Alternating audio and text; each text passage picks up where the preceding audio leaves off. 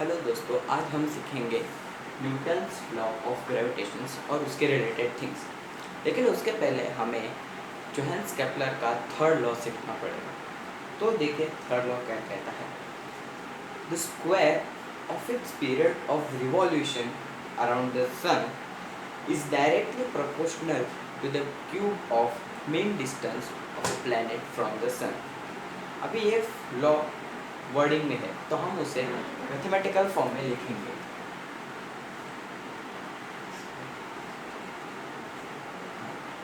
अभी ये लॉ का हाफ पार्ट और ये हाफ, तो t यानी time square is directly proportional to the r cube, और ये प्रोपोर्शनलिटी साइन को हटा के हम यहाँ इक्वलिटी साइन डालेंगे। जब भी इक्वलिटी साइन आता है तो कुछ कांस्टेंट आता है, और ये t का वैसे वही का रहेगा टी स्क्वायर, और ये आर क्यूब यहाँ जाएगा। अभी यहाँ पर न्यूमरेटर में है तो ये डिनोमिनेटर में जाएगा।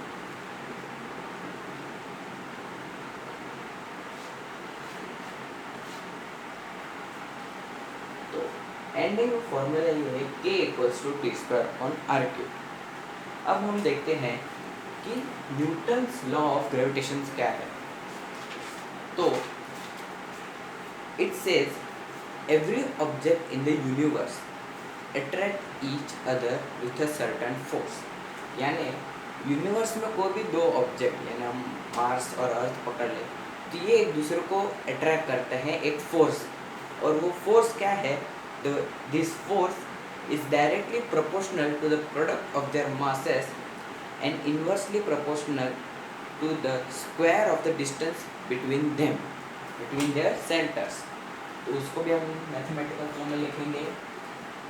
Force is directly proportional masses of two products. तो फर्स्ट प्रोडक्ट हम लिखेंगे m1 इनटू m2, फिर है inversely proportional to the square of distance between their centres. जैसे हमने यहाँ पर इक्वालिटी साइन लिया वैसे यहाँ पर भी हम लेंगे। तो f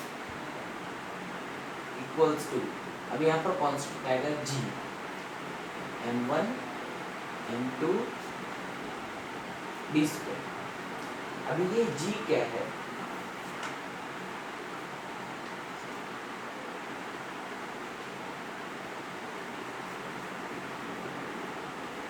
universal constant of gravitation. जी यानी यूनिवर्सल कांस्टेंट ऑफ ग्रेविटेशन। अभी ये इसका मतलब क्या है कि जी का जो भी वैल्यू होगा वो पूरे यूनिवर्स में कांस्टेंट रहेगा, कहीं पर भी चेंज नहीं होगा। तो इसका वैल्यू क्या है,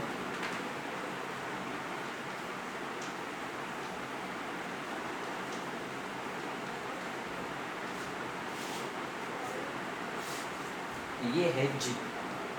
अब ये जी का यूनिट्स क्या हो सकते हैं, यूनिट यानी जैसे कोई वजन का किलोग्राम होता है, लंबाई का मीटर, तो इसका क्या है, तो इसका है न्यूटन मीटर स्क्वायर पर केजी स्क्वायर। ये इसका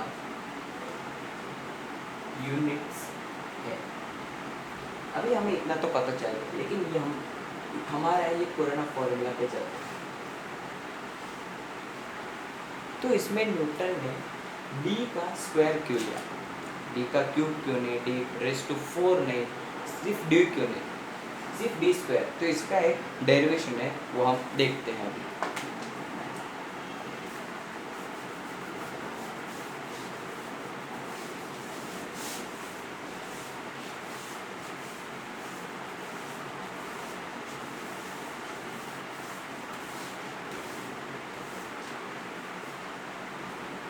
तो दोस्तों वो डेरिवेशन के पहले हमें सेंट्रीपिटल फोर्स क्या है वो समझना पड़ेगा। मानो कि कोई ऑब्जेक्ट सर्कुलर मोशन में घूम रहा है और उस पर एक फोर्स है, और वो फोर्स उसको सेंटर की तरफ खींच रहा है, और वो फोर्स को बोलते हैं सेंट्रीपिटल फोर्स। और यानी वो सेंटर में उसको खींचता है ऑब्जेक्ट को, इसलिए उसको सेंटर सीकिंग फोर्स भी कहते हैं। और वो फोर्स को कैलकुलेट कैसे करते हैं, तो ये फॉर्मूला है F इक्वल्स टू mv/r। तो मास, वेलोसिटी, डिस्टेंस। अभी यहाँ पर वेलोसिटी यानी स्पीड, अभी हम स्पीड को कैसे कैलकुलेट करते हैं? एकदम इजी फॉर्मूला है, speed equals to distance upon time. अभी डिस्टेंस ट्रेवल यानी ऑब्जेक्ट ने डिस्टेंस कितना ट्रेवल किया, तो यहाँ पर सर्कल में घूम रहा है यानी उसका सरकमफरेंस, तो हम डी की जगह सरकमफरेंस, लेकिन सरकमफरेंस कैसे फाइंड आउट करते हैं? उसका भी फॉर्मूला है 2πr। तो s को हम लिखेंगे v यानी वेलोसिटी, 2πr अपॉन t। अब ये v का जो वैल्यू है इसको हम यहाँ पर सब्स्टिट्यूट करेंगे, तो force equals to m into 2πr upon t whole square upon r। अब ये ब्रैकेट आ गया, तो ब्रैकेट को हम लोग ओपन करेंगे। ओपन करने के बाद आएगा मास into 4 into pi square into r upon t square. Bracket open करने के बाद यहाँ पर आएगा r स्क्वायर, यहाँ पर r, 2r, 1r, तो यहाँ ये और ये कट हो जाएगा और बचेगा 1r, वो ये रहा। अभी इसमें से ये इक्वेशन में हम मल्टीप्लाई करेंगे r स्क्वायर और r square, means multiplying and dividing by r square, तो हम लोग को मिलेगा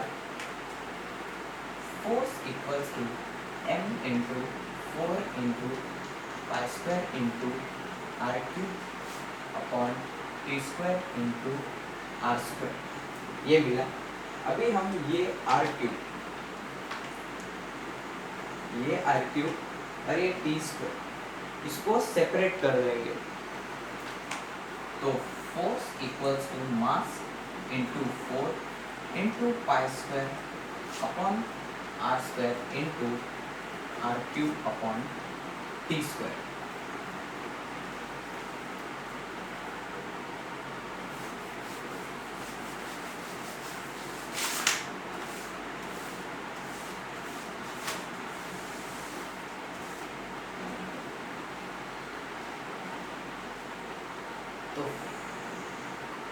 तो फोर्स इक्वल्स टू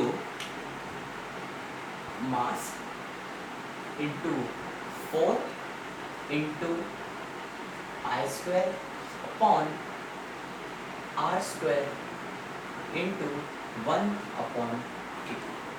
अब ये 1 अपॉन k कहाँ से आया? अगर हम अपना पुराना इसके प्रीवियस वाला इक्वेशन देखें तो हमें r cube upon t square आया था, और अब ये टर्म को केपलर्स के थर्ड लॉ से रिलेट करें। केपलर का थर्ड लॉ कहता है t square upon r cube equals to k, तो वो इसका रेसिप्रोकल है। तो उसका अगर LHS रेसिप्रोकल है तो RHS भी रेसिप्रोकल हो जाएगा, तो r cube upon t square will be equals to 1 upon k. अभी ये पूरा टर्म 1 से मल्टीप्लाई होगा और 1 से मल्टीप्लाई होगा तो यही आंसर आएगा, तो यहाँ पर सिर्फ के लिखेंगे। तो force equals to m into 4 into pi square upon k into r square.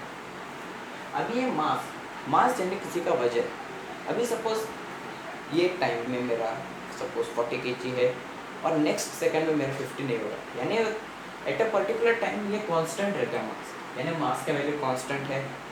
Fourth of course constant ही है, पाई भी कांस्टेंट है क्योंकि पाई का वैल्यू हमें पता है 22/7 या फिर 3.14, और के ये तो हमें पता ही है कांस्टेंट है। तो इन पूरे इक्वेशन में since m into 4 into pi square upon K are